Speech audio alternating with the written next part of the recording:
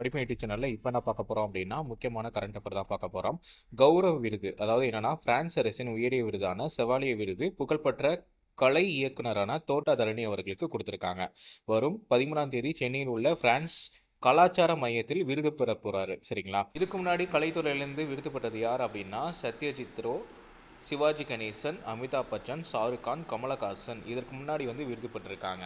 இது மட்டும் இல்லாமல் செவாலிய விருதை பற்றி எக்ஸ்ட்ரா தெரிஞ்சுக்கணும் அப்படின்னா செவாலிய விருது பெற்று குறிப்பிடத்தகுந்த இந்தியர்களை பொறுத்த வரைக்கும் சிவாஜி கணேசன் தான் முதல் இந்தியனர் அப்படின்னு சொல்கிறாங்க.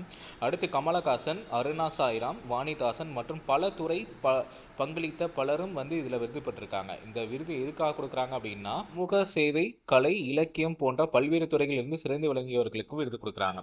சிவாஜி கணேசன் இந்த விருதை பெற்ற முதல் இந்தியர் அப்படின்னு சொல்லப்படுறாரு. கமலஹாசன் 2016 இந்த விருதை பெற்றிருக்காங்க.